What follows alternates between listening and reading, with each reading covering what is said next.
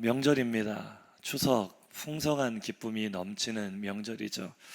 이날이 얼마나 좋았는지 예로부터 어른들이요, 이 추석 모든 날이 추석 같았으면 좋겠다. 그래서 이런 말이 있죠. 더도 말고 덜도 말고 한가위만 같아라. 너무 풍성한 기쁨이 있으니까 모든 날이 추석 같았으면 좋겠다는 소망이죠. 그러나 여전히 많은 경우 우리 여성들에게는 이 명절이 고단한 것 같아요. 음식 준비하느라 바쁘고, 또 어른들 섬겨야 되느라 얼마나 고생하십니까? 옆에 계신 분들 한번 인사하시죠. 수고 많으셨습니다.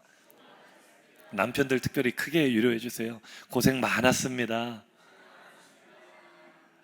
이 남편들이요, 사실은 결혼하기 전에 연애할 때는 하늘에 별이라도 따다 줄 것처럼, 달이라도 따다 줄 것처럼 말하다가 결혼하고 나면 어때요? 특별히 명절이 되면 부엌에다 자기 아내를 그냥 방치해 버리지 않습니까? 아내는 축 자고 전 부치는데 자기는 소파에서 자빠져서 TV 보고 있으면 화가 나죠. 그래서 아내들이요, 이 속담을요, 이런 식으로 이 덕담을 남편들에게 말한답니다. 더도 말고 덜도 말고 꼬실 때만 같아라. 연애할 때는 그렇게 잘해줄 것처럼 하다가 명절이 되면 자기를 방치한다는 거죠.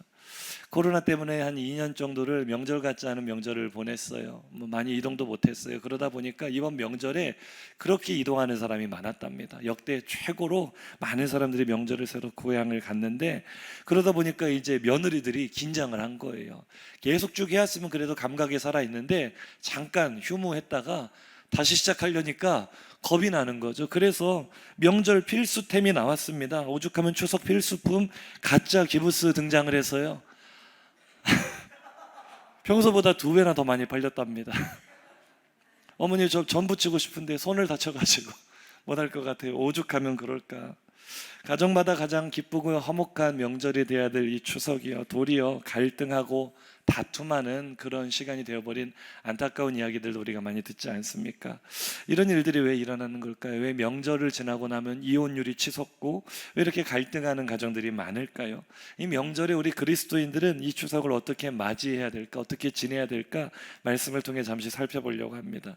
오늘 본문이 시작되는 배경은요, 룻기의 배경은 오늘 우리가 맞이하고 있는 추석의 분위기와 아주 비슷합니다. 룻기 1장 22절입니다. 시작. 나오미가 모압 지방에서 그의 며느리 모압 여인 룻과 함께 돌아오는데 그들이 보리 추수 시작할 때에 베들레헴에 이르렀더라. 아멘. 보리 추수 시작할 때, 그러니까 시기적으로는 지금하고 좀 달라요. 보리 추수는 좀 이른 시기에 추수를 하잖아요. 시기는 다르지만 분위기는 굉장히 비슷했다. 추수 때는 어떻죠? 모든 것이 풍성하잖아요. 그 풍성한 기쁨으로 충만한 그 시기에 이 룻이 시어머니 나오미를 모시고 모압에서 이스라엘 땅에 도착을 한 거죠. 분위기가 온통 축제 분위기입니다. 흥얼거리는 콧노래 소리가 들리죠. 추수하는 사람들의 기쁨이 가득한 풍성한 시기에 돌아왔지만 룻의 마음은 그렇지 못했어요. 분위기와는 전혀 달랐어요. 왜 그랬죠? 룻기 1장 3절에서 5절에 우리가 그 이유를 알 수 있습니다. 시작. 나오미의 남편 엘리멜렉이 죽고 나오미와 그의 2 아들이 남았으며 그들이 거기에 거주한 지 10년쯤에 말론과 기럨 2 사람이 다 죽고 그 여인은 2 아들과 남편의 뒤에 남았더라. 아멘.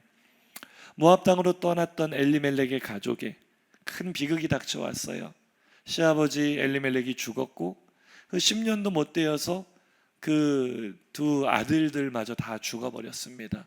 그러니까 그 집안의 남자들은 다 죽은 거죠. 시어머니와 며느리 2만 남았습니다. 그 집안에 재앙이 닥쳐왔죠. 더구나 이 룻은 시어머니를 봉양하기 위해 모압 출신 모압 여인인 룻이 생판 모르는 낯선 땅인 이스라엘까지 이 시어머니를 모시고 들어왔어요. 들어오기는 왔는데 뭐 거처할 곳이 있길 합니까? 농사질 논밭이 있길 합니까? 하루하루 먹고 살기가 막막한 상황. 그러니 이게 얼마나 대비가 되는 거예요. 분위기는 온통 축제 분위기, 풍성한 추수의 기쁨이 있는 분위기인데 룻의 마음은 텅 비어 있는 거죠. 나오미도 자기 자신을 이제 내 이름을 나오미, 기쁨이라 하지 말고 마라, 쓰고 고통스럽다라는 이름으로 불러라. 내가 모압으로 떠날 때는 그렇지 않았는데 돌아올 때는 나를 하나님께서 텅 비게 만드셨다. 이것이 룻의 정서였고 나오미의 정서였던 거죠. 그러니까 이 가정이 지금 품을 수 있는 최고의 소망이 있다면 그저 오늘 하루 밭에 나가서 일꾼들이 추수하다가 떨어뜨리는 이삭이라도 조금 주워다가 오늘의 일용할 식량을 해결했으면 소원이 없겠다. 이 가정이 품을 수 있는 최고의 소망은 그 정도의 소망, 그것조차도 누군가에게 은혜를 입지 않으면 불가능한 일이었어요. 2장 2절입니다. 오늘 본문 2절입니다. 시작. 모압 여인 룻이 나오미에게 이르되 원하건대 내가 밭으로 가서 내가 누구에게 은혜를 입으면 그를 따라서 이삭을 줍겠나이다 하니 나오미가 그에게 이르되 내 따라 갈지어다. 아멘. 그러니 이 며느리를 밭으로 보내는 나오미의 마음도 그렇고 밭으로 나가는 룻의 마음도 그렇고 무슨 기쁨이 있겠어요? 무슨 즐거움이 있겠어요? 무슨 풍성함을 누릴 여유가 있겠어요? 오늘 내가 어떤 사람을 만나게 될지 알지 못하는 미지의 세계로 가는 겁니다. 오늘 큰 험한 일을 당하지는 않을지 걱정이 되는 상황입니다. 아무쪼록 나와 시어머니가 먹을 수 있도록 곡식 몇 단이라도 주워오면 좋겠다. 그런 소망밖에는 품을 수 없는 절망적인 상황. 추석이 되었는데요, 명절인데요, 명절 분위기가 되어도 그것을 즐길 수 없는 사람들도 있습니다. 모두가 풍요로움을 노래하며 기뻐하는 것 같은 명절인데 그 속에서 결핍의 아픔을 겪고 있는 사람들이 있지요. 코로나 후유증이 아직 다 가시지 않아 고통받는 사람들도 있습니다. 태풍의 피해를 입어서 명절이 명절 같지 않은 사람들도 있어요. 경제적 어려움을 겪어서 이 명절에 마음 편하지 못한 분들도 있습니다. 건강의 문제 때문에 명절인지 뭔지 지금 정신이 없는 사람들도 있어요. 우리를 짓누르는 여러 결핍의 문제들, 삶의 문제들은요, 우리가 여유롭고 풍요롭게 명절을 즐길 그 마음조차 빼앗아가 버린 경우가 너무나 많습니다. 그래서 명절이 찾아오는 것이 도리어 두려운 사람들이 있어요. 걱정스러운 사람들이 있어요. 행복과 평안을 누리지 못하고 명절 때마다 가족끼리 불화하고 갈등하는 경우도 있습니다. 다투는 이유가 왜죠? 행복할 만한 여유를 잃어버렸기 때문이죠. 룻도 그랬을 겁니다. 분위기는 분명히 풍요로운 분위기인데, 노래하는 분위기인데, 추수하는 분위기인데, 그거는 자기에게 있어서는 딴 세상 이야기예요. 추석 명절이 찾아와도 그건 딴 세상 이야기인 사람들이 있다고요. 지금 나에게는 하루를 먹고 살 양식조차 없어요. 시어머니를 봉양하려면은 자기 자신을 돌아볼 여유조차 없다고요. 그런데 하나님은 오늘 이 가정에 텅 비어버린 룻의 삶에 놀라운 일을 이루기 시작하십니다. 그의 형편과 처지를 완전히 뒤바꾸어 놓을 운명적인 만남을 이미 예비하신 줄로 믿습니다. 오늘 본문 1절이에요. 1절이 참 중요합니다. 시작. 나오미의 남편 엘리멜렉의 친족으로 유력한 자가 있으니 그의 이름은 보아스더라. 아멘. 룻기의 구조가요, 1장은 이 나오미의 가정, 룻의 가정에 불어닥친 재앙의 이야기를 하고 있어요. 그리고 조금 전에 추수 때, 보리 추수 때 그들이 이스라엘 땅에 도착했다는 말로 1장이 끝이 나죠. 그리고 이제 2장에서부터 이 텅 비어버린 룻의 가정의 이야기가 본격적으로 펼쳐지기 시작하는 거예요. 그들이 어떻게 먹고 살았고 어떤 일들을 겪게 됐는지 본격적인 스토리는 2장부터 시작이 됩니다. 그런데 이 본격적인 이야기들을 시작하기도 전에 제일 먼저 2장 1절에서 성경은 보아스라는 유력한 한 사람의 등장을 예고하고 시작을 하고 있는 거예요. 앞으로 펼쳐질 일들이 우연히 일어난 일이 아니라 하나님께서 이미 예비하신 사건임을 보여주는 것이죠. 우리의 삶에도 이런 축복의 만남이 있으시기를 주의 이름으로 축복합니다. 이 보아스는 성경이 소개하기를 유력한 자, 히브리어로 기포르 하일이라고 표현을 했는데 이것은 힘이 세고 강한 자라는 뜻이에요. 정말로 보아스는 유력한 집안의 이 자손이었습니다. 그의 집안은요, 모세 시대 때부터 대대로 유다 지파의 지도자를 배출한 지도자 가문이었어요. 보아스 자신도 이 베들레헴 땅에서는 이름만 되면 모를 사람이 없을 정도로 유명한 지역의 유지였죠. 그는 또한 이 룻기의 이제 족보를 보면은요, 4장 한번 볼까요? 4장 어디입니까? 네, 룻기 4장 21절 이하와 마태복음 1장 1절 이어서 한번 볼게요. 보아스의 특징인데요. 시작. 살몬은 보아스를 낳았고 보아스는 오벳을 낳았고 오벳은 이새를 낳고 이새는 다윗을 낳았더라. 아브라함과 다윗의 자손 예수 그리스도의 계보라. 아멘. 그러니까 유력한 집안 출신이었을 뿐만 아니라 성경의 족보를 따라가다 보니까 다윗 왕의 조상이 되는 인물이 바로 보아스였어요. 그리고 그 다윗의 후손으로 예수 그리스도가 이 땅에 오시게 되죠. 무엇보다 보아스는 바로 이 예수 그리스도를 미리 보여주는 예표하는 인물이었어요. 그 사건이 뭐냐면 이제 룻기 후반부에 나오는 나오미가 잃어버린, 나오미의 가정이 잃어버린 그들의 본래 땅이 있죠. 그 땅을 되찾아주는 과정이 나오는데 이것을 물은다라는 표현을 하고 있어요. 물러준다. 잃어버린 것을 물은다. 이게 이제 성경의 개념으로 말하자면 고엘이라는 그런 개념인데 이것이 대신 값을 지불하고 갚아준다는 의미입니다.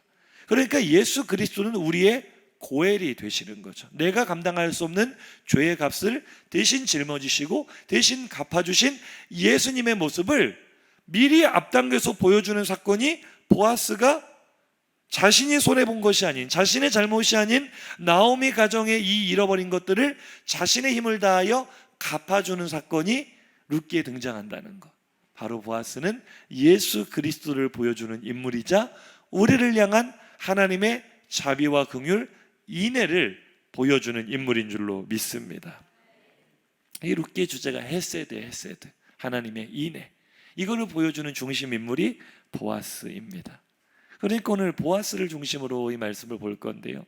다시 한번 룻의 심정을 들어가 볼까요? 주변은 온통 축제 분위기예요. 추수의 풍성한 기쁨으로 가득한 베들레헴 땅입니다. 그러나 룻의 마음은 결핍뿐입니다. 아무것도 가진 것이 없어요. 막막해요. 오늘 하루를 어떻게 살아야 될지 막막한 이 여인이 의도했겠습니까?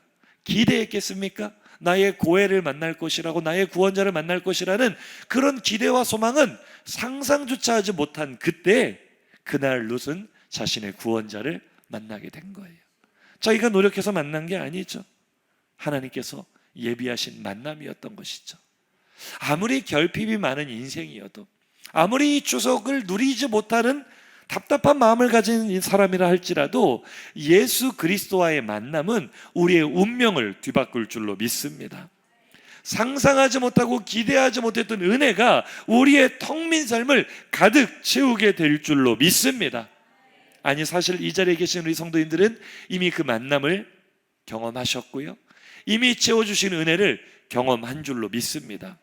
무슨 이야기인지 오늘 룻이 보아스를 만나 받은 은혜를 몇 가지만 살펴볼 건데요, 사실은 그 은혜가 이미 우리가 받은 은혜와 동일한 줄로 믿습니다. 한번 비교하면서 살펴보겠습니다. 오늘 룻이 보아스를 통해 받은 은혜가 무엇입니까? 우리가 하나님께로부터 받은 은혜, 동일한 은혜가 무엇입니까? 첫 번째는요, 보호하심입니다. 한번 따라해 보실까요? 보호하심의 은혜를 받았습니다. 8절에서 9절 상반절입니다. 시작. 보아스가 룻에게 이르되 내 딸아 들으라. 이삭을 주우러 다른 밭으로 가지 말며 여기서 떠나지 말고 나의 소녀들과 함께 있으라. 그들이 베는 밭을 보고 그들을 따르라. 내가 그 소년들에게 명령하여 너를 건드리지 말라 하였느니라. 아멘. 할렐루야. 롯은요, 지금 완전한 위험에 노출되어 있는 상황입니다. 이 이스라엘 땅은요, 예로부터 계속해서 여성의 인권이라고는 보호되지 못하는 땅이었고, 더구나 이방인이라면 짐승보다도 더 아래로 취급하던 사회가 바로 이 이스라엘 사회였죠. 여기에 추수하는 남자들이 주로 추수를 하죠. 여기에 여성들은 참 많은 이 차별과 무시를 당하며, 그러니까 오늘 우리로 말로 하면 욕을 먹으며 겨우겨우 이삭을 줍는 가난한 여인들이 있었던 거죠. 보통 나이 많은 과부들이 그런 일들을 했습니다. 그러나 이 젊은 여인 룻이, 이방 여인 룻이 이 낯선 땅인 이스라엘 땅에서 일꾼들, 남자들을 쫓아다니며 이삭을 줍는다는 것은 오늘 우리로 말하자면 여성이 깊은 밤에 혼자 이 으슥한 골목을 돌아다니는 것보다 훨씬 더 위험한 일이었어요. 범죄의 표적이 될 수 있는 그런 상황이었다는 거죠. 그런 상황을 잘 알고 있는 보아스는 자신의 울타리 안으로 이 룻을 집어넣습니다. 룻이 요청한 것이 아닌데 하나님께서 보아스를 통하여 그런 보호하심의 은혜를 주는 거죠. 다른 데 가지 말아라. 이 말은요, 다른 데 가서 네가 어떤 험한 일을 당할지 모른다. 이 사회는 너의 인권을 보호해 주지 않는 사회인데 나의 밭 안에 머물면, 나의 안에 있으면 너는 안전할 수 있다. 악한 자가 너를 만지지도 못하도록 내가 너를 보호해 주겠다. 오늘 우리를 향한 하나님의 사랑이 이와 동일한 줄로 믿습니다. 때로는 하나님 언제 나를 보호해 주셨습니까? 내 삶의 모든 부분이 다 무너져 버렸습니다라는 원망이 들 만한 상황을 만나신 분들이 계실 수도 있어요. 그런 결핍을 겪고 있는 분들이 있을 수도 있어요. 그러나 한번 잘 생각해 보십시오. 오늘 나를 여기까지 생존하게 하시고 여기까지 인도하신 것도 하나님이 여전히 나를 보호하고 계시다는 증거인 줄로 믿습니다. 룻의 삶도 완전히 무너져 버린 것 같잖아요. 나오미가 말하잖아요. 텅 비어버렸다고, 아무것도 갖지 못했다고 말합니다. 그러나 끝난 게 아니죠. 하나님이 그 가정을 여전히 보호하고 계셨기에, 룻을 보호하고 계셨기에 그들의 놀라운 반전 스토리는 지금 이 순간부터 시작되는 것입니다. 사랑하는 성도님들, 우리가 하나님으로부터 그런 보호를 받고 있다는 사실을 믿으십니까? 옆에 계신 분을 축복하겠습니다. 하나님이 당신을 보호하고 계십니다. 정말 그렇게 믿으십니까? 성경은 말합니다. 그는 졸지도 않으시고 주무시지도 않고 우리를 눈동자처럼 지키고 계십니다. 내가 그 사실을 믿지 못할 뿐이지 하나님의 나를 보호하심은 어제나 오늘이나 영원토록 동일하세요. 오늘 그 보호하심 아래 자유를 누리시기를 주의 이름으로 축복합니다. 두 번째, 오늘 룻이 보아스를 통해 받은 은혜, 헤세드는 무엇입니까? 우리가 하나님께 받은 두 번째 은혜는요, 따라 하실까요? 채워주심. 인사하시죠. 채워주심의 은혜를 받았습니다. 룻을 안전하게 보호했을 뿐만 아니라 보아스는 다음에 이렇게 말합니다. 9절 하반절 시작. 목이 마르거든 그릇에 가서 소년들이 길어온 것을 마실지니라 하는지라. 아멘. 저는 이 말씀이 그렇게 은혜가 될 수 없어요. 어제도 계속 이 말씀을 묵상하면서 참 이 구절에 제가 은혜를 많이 받았는데, 생각해 보세요. 추수하는데 일꾼들을 따라다니며 이삭 줍는 여인들이 대접받겠어요? 구박받겠어요? 구박받아요. 달가워할 리가 없죠. 귀찮은 존재예요. 더욱이 그녀에게 뭐가 필요한지, 그녀에게 지금 어떤 결핍이 있는지 사람들이 관심이나 두겠어요? 안 두겠어요? 관심도 없어요. 아니, 아쉬우면 그냥 집에 가라, 이런 태도로 룻을 대했을 거예요. 그녀가 배가 고픈지 목이 마른지. 사실 우리가 살아가는 인생도 그렇지 않습니까? 다른 사람들이요, 참 야속할 정도로 나에게 관심이 없어요. 나의 결핍된 것에 대해서, 나의 갈급함에 대해서 알아주는 사람 한 사람만 만나도 얼마나 위로가 됩니까? 우리 인생이 그렇게 외롭잖아요. 때로는 남편도 내 마음을 몰라주고, 아내도 내 마음을 몰라주고, 자녀들이 내 마음을 몰라줄 때가 얼마나 많습니까? 룻은요, 지금 자기가 목이 타서 죽기 일보 직전이어도 어디 가서 하소연도 못하는 상황이에요. 지금 사실 자신에게 결핍된 걸 자기 자신조차도 의식하지 못할 만큼 그녀는 지금 눈앞에 떨어진 이삭을 죽기에도 벅찬 그런 상황입니다. 누가 그녀의 필요를 알아주겠어요? 누가 그녀에게 관심을 두겠어요? 그런데 아십니까? 하나님은 아무도 신경 쓰지 않는 나를, 아무도 관심 두지 않는 나의 목마름을 내가 구하기도 전에 이미 알고 계시고, 내가 구하기도 전에 채워주시는 분인 줄로 믿으시기 바랍니다. 오늘 보아스 이 말이 얼마나 놀랍습니까? 목이 마르거든. 누가 룻이 목이 막을 거라고 누가 걱정해 주겠냐고요? 누가 염려해 주겠냐고요? 누가 알아주겠냐고요? 그 목마름을. 그런데 보아스가 알고 있잖아요. 그리고 그녀가 요청하기도 전에 네가 길어온 물도 아니고 소년들이 길어온 물, 다른 사람이 수고하고 애쓴 것으로 내가 너의 목마름을 채워주리라. 오늘 우리는 하나님의 그 생수의 은혜를 받은 자들인 줄로 믿습니다. 오늘 우리를 채워주신 하나님의 생수의 은혜는요, 내가 또 온 게 아니에요. 내가 길어온 게 아니에요. 나의 목마름을 아시는 하나님께서 때를 따라 이른 비와 늦은 비의 복을 주시고 계십니다. 전에도 주셨고 지금도 주고 계시며 앞으로도 주실 것입니다. 나의 필요를 채워주십니다. 내가 구하지 않아도 내게 무엇이 있어야 될 것을 그분은 아십니다. 채워주시는 은혜로 여기까지 온 줄로 믿으시면 아멘 하시기 바랍니다. 우리는 그 채워주심의 은혜로 살고 있어요.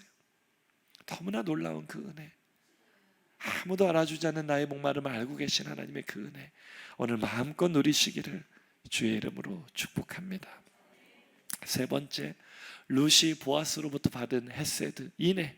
우리가 하나님께로부터 받은 그 인애가 무엇입니까? 세 번째는 한번 인사하실까요? 초청하심의 은혜를 받았습니다. 한 번 더 인사하시죠. 우리는 초청하심의 은혜를 받았습니다.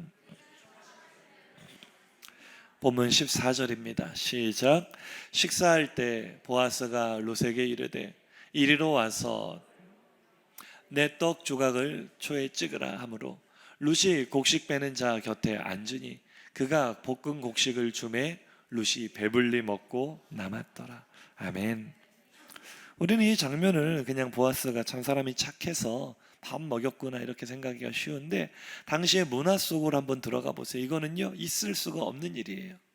룻은 보아스의 밭에 일하는 정규직도 아니고, 오늘 우리로 말하자면 정규직도 아니고, 이 추수 기간 동안 일하도록 계약한 계약직도 아니고요. 그럼 일일 알바냐? 그것도 아니에요. 왜냐하면 알바는 사장님의 필요를 위해서 일하는 사람 아닙니까? 룻이 하는 일은요, 보아스에게 득이 되는 일은 하나도 없어요. 도리어 보아스의 재산을 가져가는 일 아닙니까? 그러니 보아스가 그녀를 대우하고 대접해야 될 이유는 하나도 없는 거죠. 그런데 그런 상황을 떠나서 당시 이스라엘, 이 팔레스타인 문화권에서 종이, 일꾼이 주인과 겸상을 한다는 건 있을 수 없는 일이에요. 우리나라 조선시대 때보다 훨씬 더 엄격한 사회가 이스라엘 사회거든요. 그러니까 예수님도 이런 말씀을 하셨죠. 누가복음 17장에서 너희 중에 누가 종이 열심히 일했다고 해서 밭에서 돌아온 종에게 이리 와서 내 곁에 앉아서 밥을 먹으라 할 사람이 있느냐? 없지 않느냐?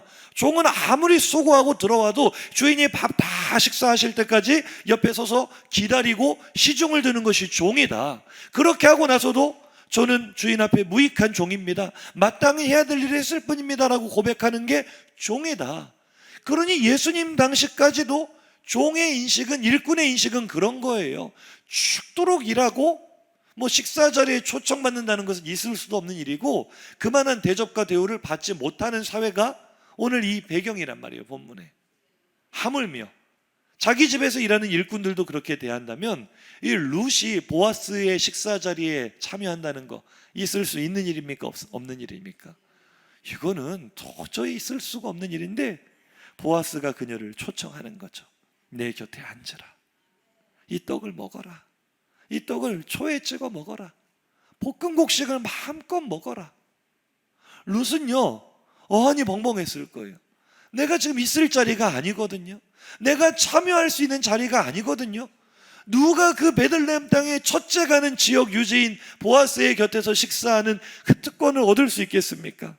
그런데 놀랍게도 룻은 보아스로부터 그런 인애를 입게 된 거죠. 주인의 식사에 초대될 아무 자격이 없음에도 불구하고 가장 영광스러운 주인의 옆자리에서 어느 정도로 먹었습니까? 다 먹지도 못할 만큼, 너무 배가 불러서 음식을 남길 만큼 풍성한 식탁의 자리에 초청받은 줄로 믿습니다. 우리가 받은 은혜가 그와 같다는 거예요. 할렐루야. 내가 누구라고 하나님의 천국잔치에 초청을 받을 수 있으며 하나님의 자녀의 한 사람처럼 하나님의 영광스러운 식탁에서 하나님 곁에서 함께 하나님의 나라를 누릴 수 있는 복을 내가 얻을 자격이 있습니까? 우리는 죄인 중에 괴수입니다. 아마 하나님의 식탁에 초청받는 사람의 리스트를 뽑는다면 가장 그 리스트와 관계가 없는 사람이 바로 우리들일 거예요. 그런데 하나님은 우리의 신분과 소속을 완전히 바꾸어 주신 거죠.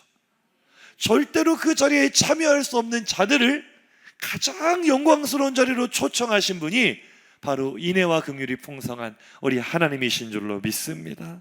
오늘 우리가 하나님의 자녀가 되었다는 것이 그런 의미인 거예요. 내가 있을 자리가 아니죠. 우리는 본래 어둠이었죠. 그러나 하나님이 우리를 빛으로 부르셨습니다. 진노의 자녀였던 우리를 의의 자녀로 부르셨습니다. 죄인 우리가 오늘 하나님의 자녀로 하나님의 나라를 누리며 오늘 이 예배의 자리에 전국잔치에 참여한 것도 우리를 은혜로 초청하신 하나님의 인애 때문인 줄로 믿습니다. 인사하시죠. 내가 바로 루시입니다. 그대가 바로 루시입니다. 동일한 은혜를 받으셨음을 믿으십니까? 오늘 그 은혜를 누리고 사시기를 주의 이름으로 축복합니다. 마지막으로 하나만 더 살펴보죠. 룻이 오늘 보아스에게로부터 받은 헤세드, 우리가 하나님께로부터 받아 누리고 있는 그 인애는 무엇입니까? 네 번째 인사하실까요? 복을 주심의 은혜를 누리고 있습니다. 복 주심의 은혜를 누리고 있습니다. 16절에서 17절입니다. 함께 읽습니다. 또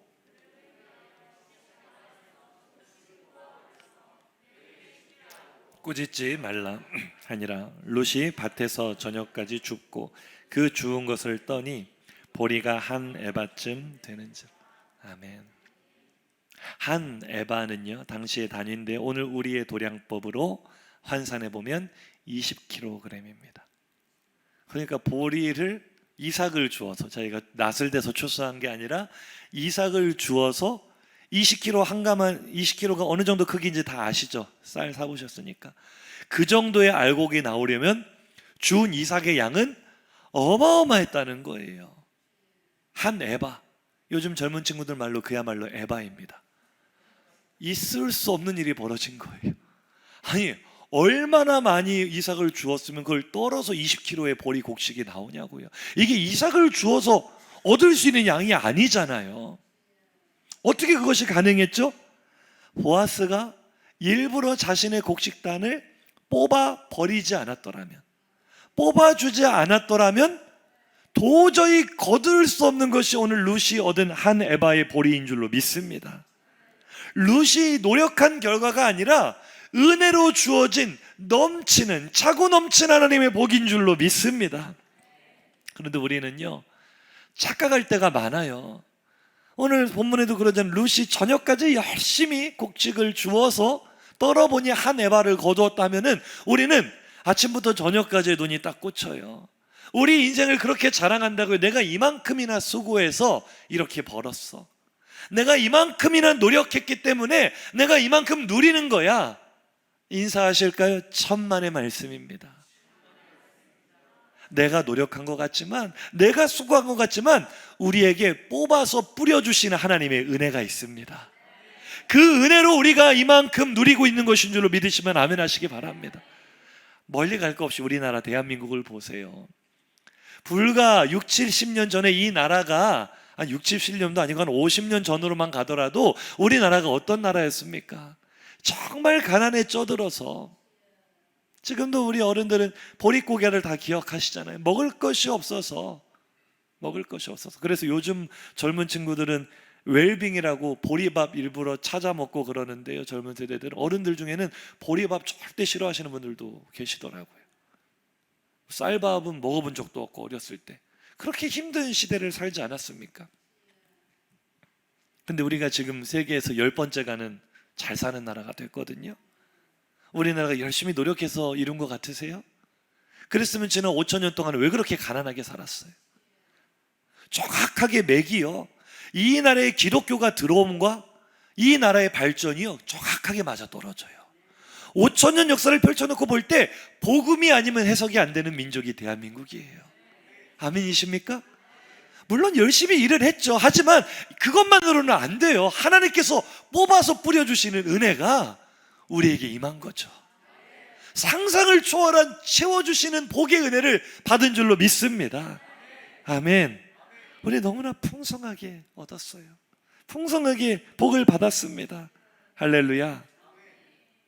이 룻이 보아스에게 받았던, 오늘 네 가지로 요약해 보았는데, 이 모든 헤세드, 인애는요 이미 우리가 하나님께로부터 받아 누리고 있는 것들인 줄로 믿습니다.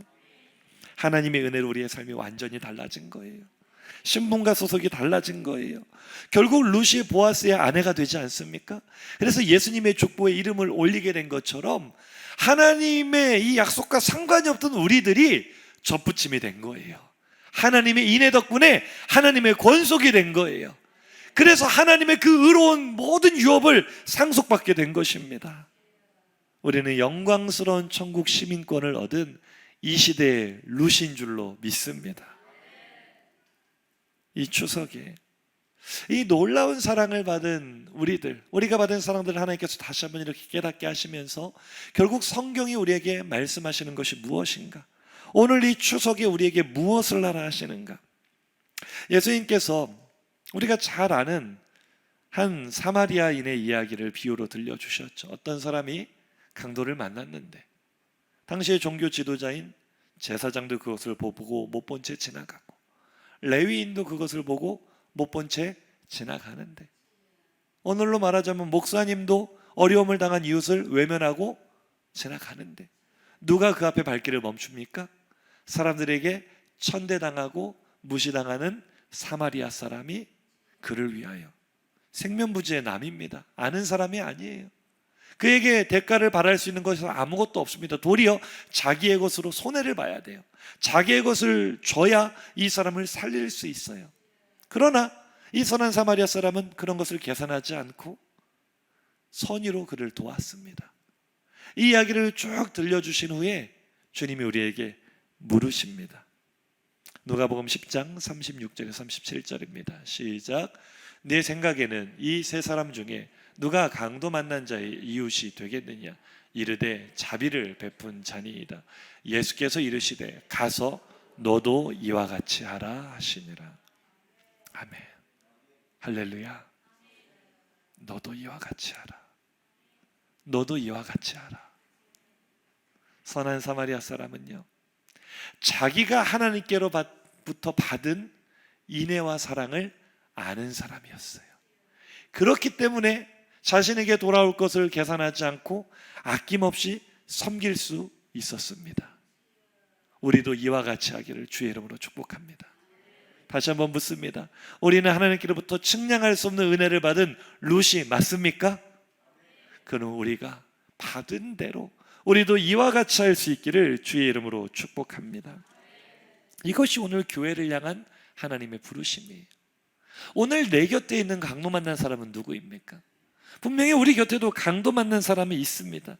코로나라는 강도를 만난 사람이 있죠. 경제적 어려움의 강도를 만난 사람도 있습니다.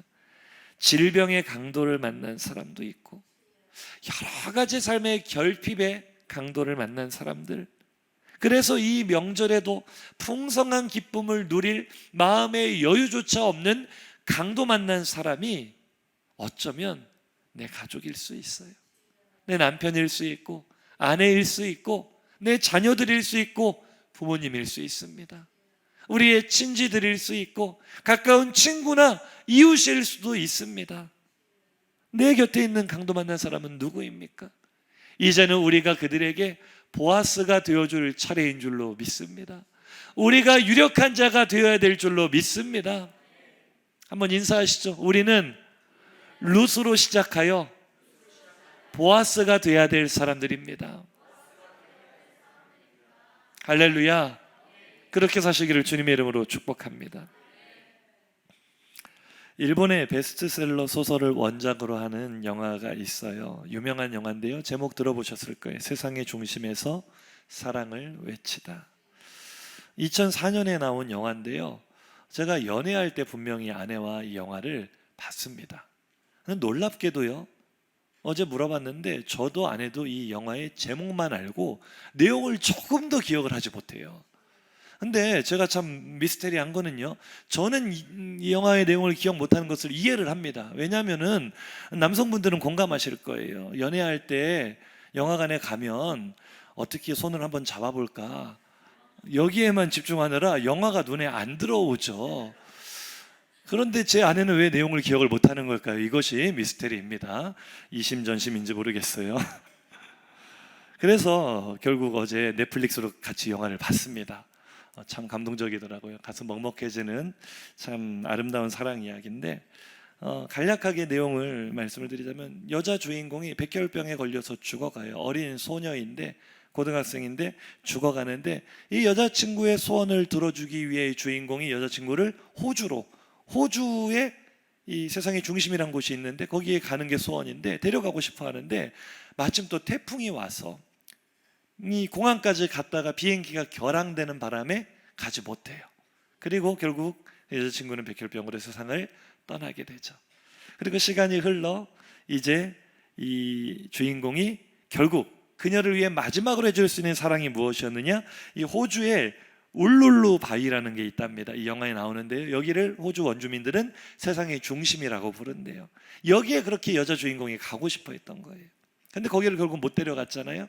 아주 오랜 시간이 흐른 후에 이 남자 주인공이 자신이 예전 사랑했던 그 여자 주인공의 그 유해를 가져다가 이 바위에서 뿌려주는, 이게 그녀의 죽기 전 마지막 부탁이었거든요.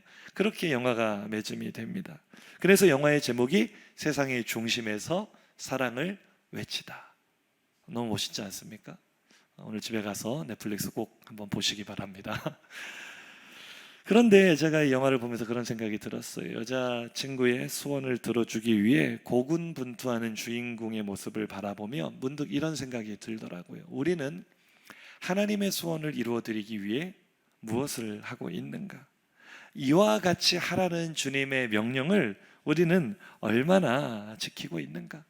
우리는 내 곁에 있는 강도 만난 이웃에게, 가족에게 자비를 베풀고 있는가?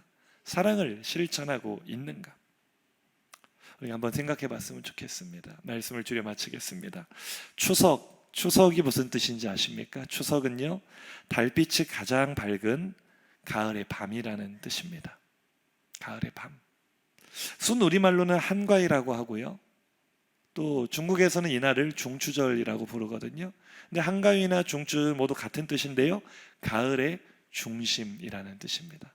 가을의 한 가운데가 추석이고 한가위죠.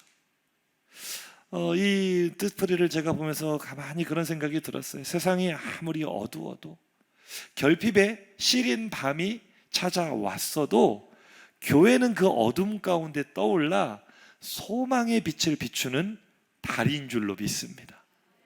달은 스스로 빛을 내지 못하죠. 태양의 빛을 반사하는 것이 달이죠. 교회가 그렇습니다. 교회 스스로는 선한 것이 없어요. 우리에게는 빛이 나올 수가 없어요. 그러나 우리는 태양보다 더 밝은 하나님의 영광의 빛을 반사하는 사람들입니다. 어두운 이 세상에 떠올라 가장 밝은 달이 되는 우리 화평교회가 되기를 주의 이름으로 축복합니다. 그리고 바로 이 가을의 중심에서, 추석에서 우리가 경험한 그 따뜻한 하나님의 사랑을 외칠 수 있는 화평교회가 되기를 주의 이름으로 축복합니다. 그게 교회예요. 복음 안에서 회복된 신분을 누리지 못하는 사람들이 있습니다. 하나님의 나라를 빼앗기고 행복을 빼앗기고 살아가는 강도 만난 사람들이 있습니다. 우리 그 사람들과 똑같이 추석을 보내지 않았으면 좋겠어요. 똑같이 갈등하지 않았으면 좋겠어요. 똑같이 싸우지 않았으면 좋겠어요. 우리는 그 사랑을 이미 받은 사람들입니다. 우리는 루시입니다. 그렇다면 우리도 이와 같이 해야 되지 않겠습니까? 아직 우리가 이 추석이 다 가기 전에 먼저 낮추었으면 좋겠습니다. 먼저 자신을 희생했으면 좋겠습니다. 먼저 섬겼으면 좋겠습니다. 인사하시죠. 제가 당신을 섬기겠습니다. 집에 가셔서 아내에게, 남편에게 그렇게 인사하셔야 돼요. 한 번 더 연습해 볼까요? 제가 당신을 섬기겠습니다. 그렇게 하시기를 주의 이름으로 축복합니다. 오늘 우리가 예배하는 것도 그런 이유예요. 종교적 행위가 아닙니다. 나를 향한 하나님의 사랑을 다시 확인하는 자리가 이 예배의 자리고요, 내가 받은 사랑을 삶의 자리에서 나누는 것이 우리의 진정한 예배인 줄로 믿습니다. 우리의 예배가 삶이 되기를 축복합니다. 우리의 삶은 전도지가 되기를 축복합니다. 이 추석이 다 가기 전에 이 가을의 중심에서 사랑을 외치시기를 주의 이름으로 축복합니다. 우리 들은 말씀 생각하며 결단의 찬양을 하나님께 나가겠습니다.